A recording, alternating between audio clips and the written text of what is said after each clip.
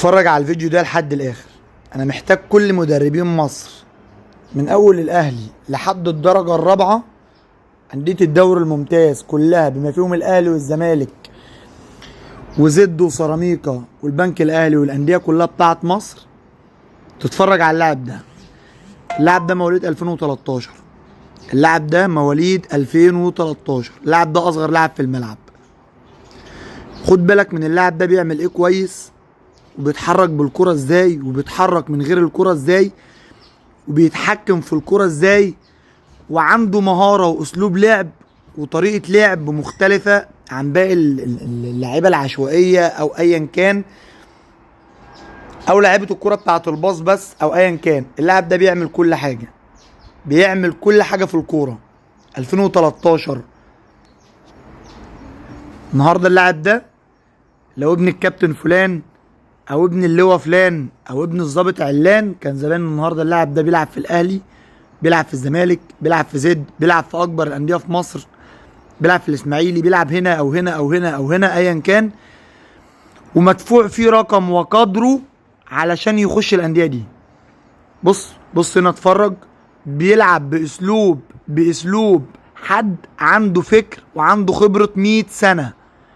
اتفرج على اللاعب، مش همه حد، اصغر واحد فيهم سنا ومش همه حد. ومع العلم ده جزء من اللقطات اللي اتصورت للاعب في ماتش واحد بس. الماتش ده كان مدته نص ساعة. استلم الكرة كم مرة في النص ساعة هنا؟ راوغ بالكورة كم مرة؟ عمل باص كم مرة؟ قطع الكورة كم مرة؟ جاب كام جون في نص ساعة بس؟ في نص ساعة بس. ومع العلم اللاعب ده ما تجيش تقول لي اصل جسمه، اصل شعره، اصل مش عارف ايه، اصل قفاه، اصل رجله، اصل ايده. ما تخترعليش اي حاجة في لاعب زي ده. انت راجل عندك لعيب كرة جسمه قده مرتين تلاتة، طب اكبر منه في المواليد، وقفه قدام اللاعب ده. بص، ولا فارق معاه اي حاجة، بيعدي بكل الاساليب، بيعدي بكل الطرق من اي لاعب ايا كان مواليده. اتفرج على اللاعب، اتفرج بيمارس الكرة ازاي. لاعب زي ده النهارده لو بيلعب في دوري ممتاز او هنا او هنا، بص عمل ايه. لاعب مات، بص عمل فيهم ايه.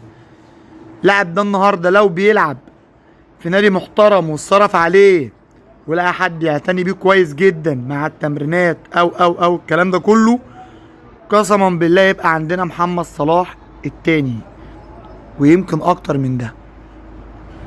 طبعا لا يعلى طبعا على النجم الكبير محمد صلاح وهكذا، ولكن انا بقول لكم اللاعب ده لو اتصرف عليه ولقى حد يهتم بيه اكتر من كده على اللي عنده، والله هيكون عندنا نجم عالمي زيه زي لعيبه البرازيل، ما يقلش عنهم حاجه، زي لعيبه اوروبا، فكر وحركه وسرعه ومهاره وخبره وكل حاجه.